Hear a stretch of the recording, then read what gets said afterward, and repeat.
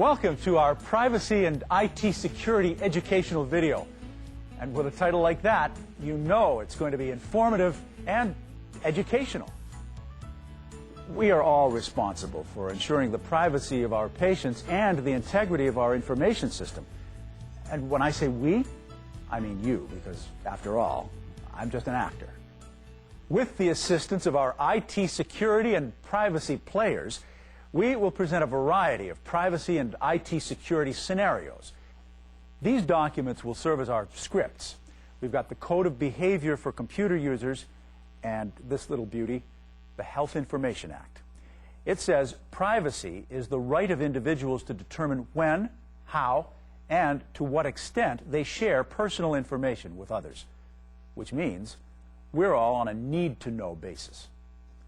Whether you're an emergency room doctor, a unit clerk, or a maintenance person, you're all expected to observe the highest standards of privacy and confidentiality. So what does that mean in everyday life? Let's find out. Hi, Steve. Hi, Betty. Hey, wasn't Mrs. Shovelday admitted to the hospital that you work at? Is she okay? Why does Betty want to know? She doesn't really talk to Mrs. Shovelday. And I'm not sure if they even know each other all that well. That makes me a little uncomfortable.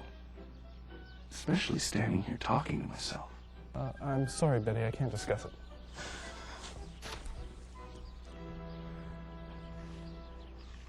Despite Betty's concern, Steve did the right thing. And now on to our next scene. Hi, guys. It's Mike's 40th birthday coming up, and I'm not sure of the date. How can I find out? What would be the correct response to the question? He had his appendix removed last year, Bob. I can just call up his discharge records. Oh, Human Resources would know, Bob. Just call him up and say it's really important. You know what? I think I'll just phone his wife. Bravo, Bob. You made the right call. The ability to access records doesn't give us the right to access records that aren't needed to do our job or share that information with others. Well done. Now, how would you handle our next scenario? You work at a head office. One day you overhear a hallway conversation regarding a certain superstar athlete being admitted for an undisclosed injury. Do you spread the word that the athlete has been hospitalized? Do you ask a friend in the hospital to get the athlete's autograph? Or do you just keep it to yourself? Unfortunately, the right answer may be the least interesting. You would keep it to yourself. Protect patient information as if it were your own. Now, just suppose for a moment that you had an unfortunate accident and you ended up being admitted to the facility where you work. As a patient, which would best respect your privacy? A, only employees with a need to know can access your health information. B, your health information is not a topic of idle conversation. Or C, the privacy officer monitors those who access your health information. Yes, they're all right. Only someone with the scruples of a reality TV show contestant would disrespect your privacy.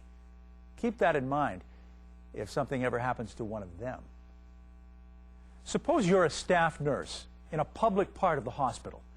A colleague approaches you. Steve, there's something I need to ask you. It's about a patient. One of your patients. Who? In this situation, maybe it's okay to discuss your patient in public, provided you only use the patient's first name. It's Madonna. Or maybe if you're really, really quiet. What do you want to know? I need to order her medications. You do know her condition, don't you? But the right approach in this situation is... You know, I'd be a lot more comfortable talking about this somewhere private. We shouldn't discuss it in public.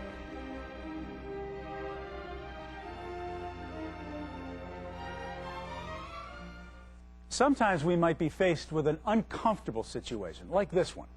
I don't care if the whole clinic can hear me. I want my mother's records. I want them now, and I'm not leaving till I get them. While the simplest approach might be to just give in and hand him the records, that would not be the right choice. We should never give in to pressure, no matter how insistent. I know it can be frustrating, Mr. Jones, but I can't give you the chart without her consent. If you like, I'll find someone to assist you. Perfect. Suppose a Hollywood star was filming in the area and just happened to be admitted to your facility for an undisclosed ailment, and you really, really, really wanted to find out what was going on. What might be the best way to go about it? Use a colleague's account and password to find out the information from an electronic system? Ask a colleague who's caring for the star to give you all the juicy details?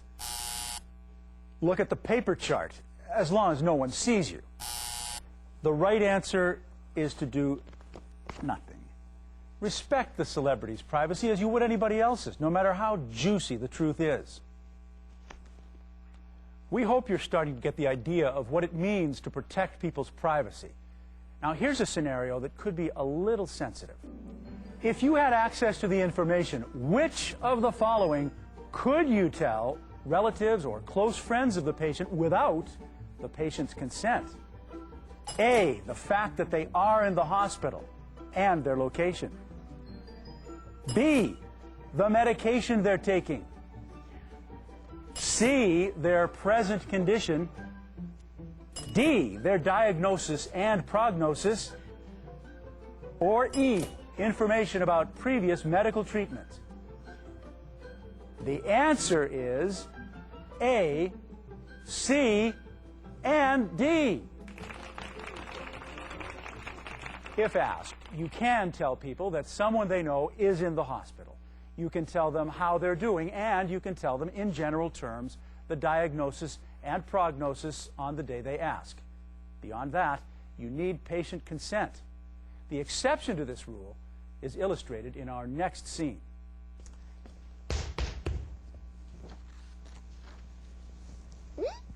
Hi, I'd like to see how Charles Jones is doing. Oh, are you family or a close friend? I'm his sister. Oh, well, in that case, he's doing much better. He's eating again, and it looks like the pain is starting Is to... that Agnes I hear? You tell that woman I don't want to see her anymore. The only time she comes to see me is when she wants money.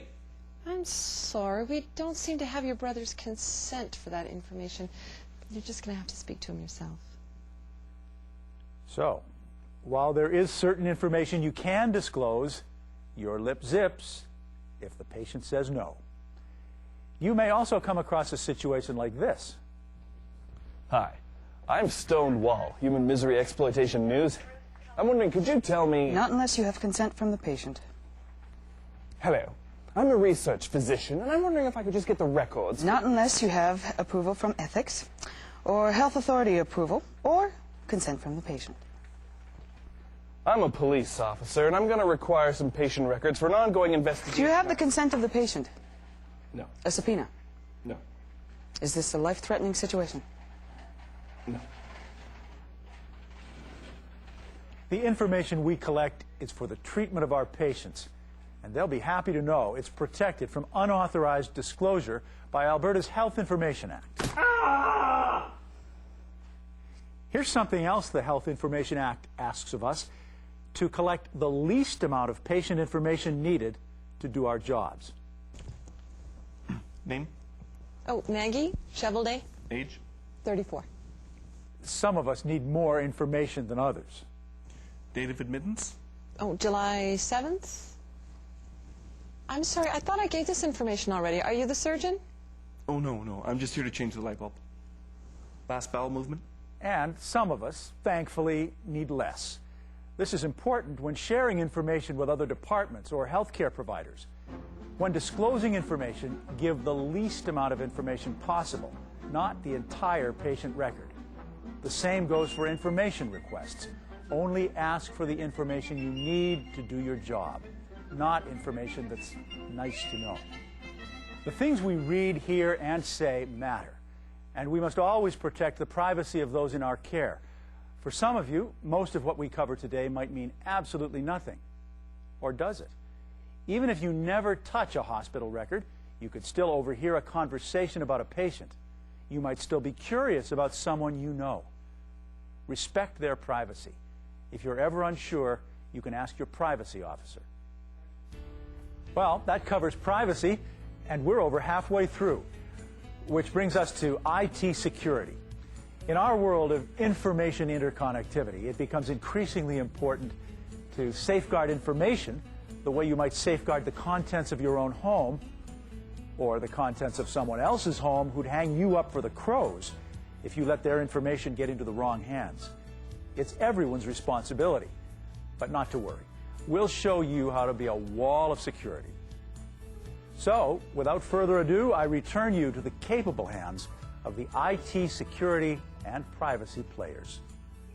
Carl is new to the lab, and he needs to choose a password for his workstation. And he wants it to be a password he'll remember easily. Spunky. Now, here's where Carl becomes a potential security breach for the entire system. Because Carl used a desktop reminder for his password, he's created what is potentially an unauthorized entry point. Because Carl's login is some form of his name, it's pretty easy to figure out. And because Carl's password was even easier to figure out, Bingo. the security breach is complete. Way to go, Carl. Once inside, the hacker can access any health information Carl can. She could launch a virus into the system. She could send inappropriate email using Carl's account. You're a bad person. Now, let's give Carl a chance to redeem himself. Hi, can I help you? Hi, I'm the new IT from South Central Regional District Office. Oh, where's your ID? It's coming today. Some sort of screw up with security. What's your password for patient care information systems? Oh, lover boy. Right. Instead of looking at all the things Carl did wrong, let's look at what he did right. Well, he used a coaster for his coffee, but that's about it. Never give someone access to your computer unless they have proper credentials. Never share your password, not with your best friend, not with your wife, certainly not with a girl without ID. If it looks suspicious, report it. I'm reporting you. You are an integral link in the security of our information system. It isn't tattling to report suspicious activity. In fact, it's your responsibility. Now, a few tips about passwords. Never use your phone numbers, family names, or any information that's easy for someone to get. Create a password, say, by using the first letters of each word from a song line you won't forget. This creates a unique password. Add punctuation marks to make it even tougher to figure it out.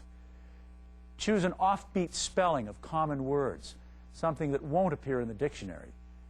Use numbers as characters, like zeros for O's and ones for I's.